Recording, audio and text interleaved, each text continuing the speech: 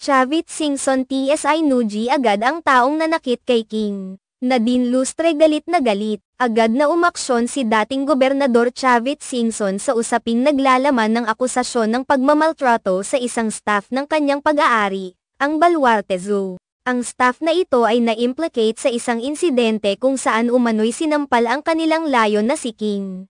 Si King ay isang male white lion na kamakailan lamang ay umabot sa viral status sa social media. Ang viral na video ay nagpapakita ng isang caretaker na tila sinisipa ang layon upang tumayo ito para sa mga larawan ng mga turista. Ang insidenteng ito ay kinundena ng mga animal welfare advocates, partikular na ang Animal Kingdom Foundation, na nagsabi na ang layon ay pinagdaraanan ng pagmamaltrato. Ang mga video at larawan na kumalat sa social media ay nagpakita ng hindi kanais-nais na pagtrato sa hayop upang mas maging maganda sa mga nagpa-selfie na bisita.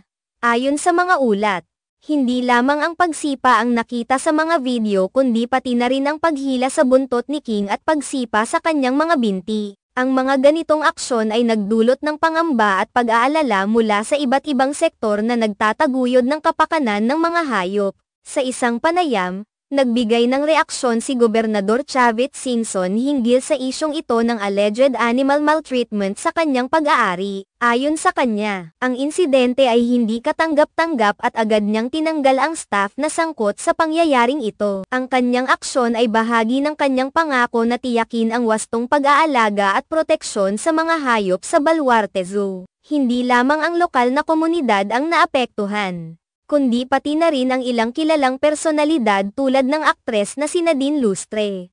Nagbigay siya ng kanyang saloobin at ipinahayag ang kanyang galit sa ginawa sa layon, na nagpapakita ng pag-aalala para sa kapakanan ng mga hayop. Ang reaksyon ng publiko, kasama ang mga kilalang tao, ay nagpapakita ng malalim na pagnanais na ituwid ang sitwasyon at tiyakin na ang mga hayop ay hindi magiging biktima ng anumang uri ng pang-aabuso. Ang pangyayari ay nagbigay diin sa pangangailangan ng mas mahigpit na regulasyon at pagmamanman sa mga zoo at iba pang pasilidad na nag-aalaga ng mga hayop. Ang mga insidente tulad nito ay nagsisilbing paalala na laging suriin ang kondisyon ng mga hayop at tiyakin na sila ay tinatrato ng maayos at may paggalang. Ang aksyon na ginawa ni Gobernador Singson ay naglalayong ibalik ang tiwala ng publiko sa Baluarte Zoo at tiyakin na ang mga hayop doon ay nasa ligtas at maayos na kondisyon. Kasabay nito, ang mga animal welfare advocates ay umaasang magiging inspirasyon ito para sa iba pang mga institusyon upang magpatupad ng mas mahigpit na mga patakaran laban sa pagmamaltrato sa mga hayop. Sa pangkalahatan,